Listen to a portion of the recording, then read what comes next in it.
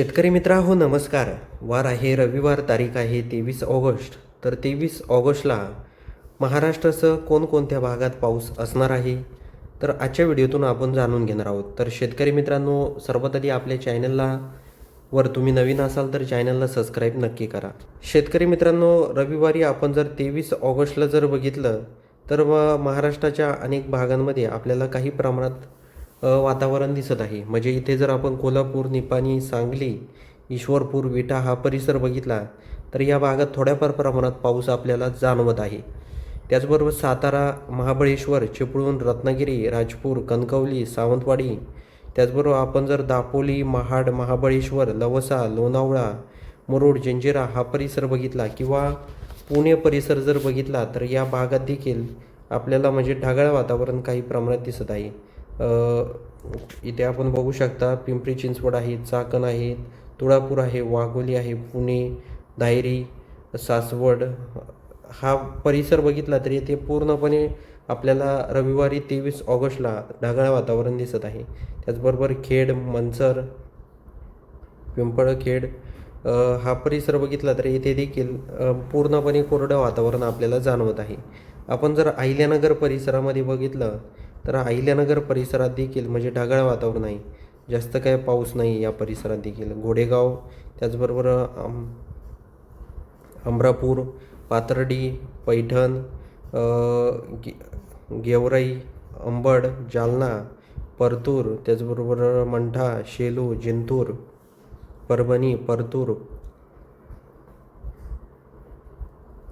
गंगाखेड, परळी, त्याचबरोबर पूना, त्याचबरोबर नांदेड, हिंगोली, पुसद, उमरखेड, हिमायतनगर, अंजनी, शिवनी, त्याचबरोबर आदिलाबाद, पांढरकवडा हा परिसर बघितला. यवतमाळ, कळंब, पुलगाव, त्याचबरोबर अरबी, तेलगाव, त्याचबरोबर वर्धा हा परिसर बघितला तर या भागात आपल्याला फक्त ढगाळ वातावरण दिसत आहे.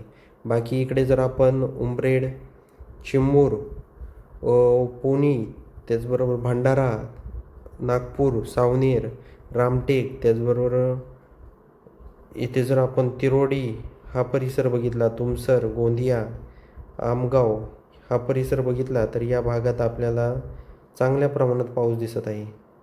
तुमसर, भंडारा, साकोली, त्याचबरोबर ब्रह्मपुरी, अमोरी या भागात देखील, गडचिरोली, त्याचबरोबर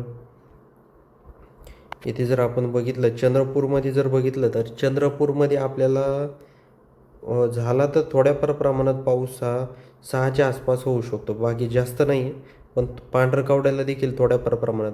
बाकी इकडे वर्धा, अरबी, पुलगाव हा परिसर बघितला, नागपूर, तेलगाव, अमरावती या भागात थोड्याफार प्रमाणात पाऊस असणार आहे. बाकी आपण इकडे जर जळगाव, बुदवड, शेवगाव, भोकरदन, जालना, अंबड, छत्रपती संभाजीनगर, मनमाड, मालेगाव हा परिसर जरी बघितला तर या भागात देखील आपल्याला ढगाळ वातावरण दिसत आहे.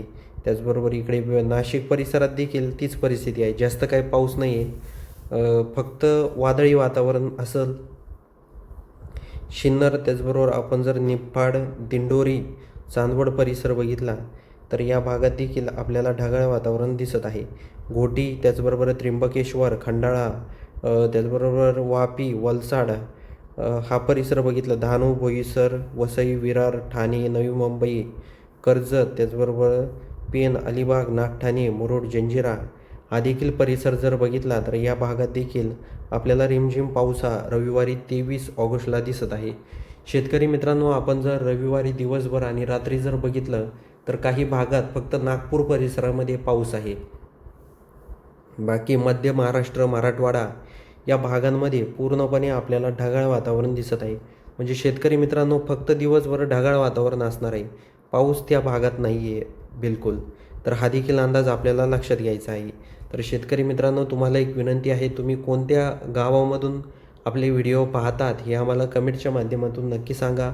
आपल्या चॅनलवर तुम्ही नवीन असाल तर चॅनलला लाईक, शेअर, सबस्क्राईब करायला विसरू नका. भेटूया अशाच माहितीपूर्ण व्हिडिओसह. तोपर्यंत नमस्कार.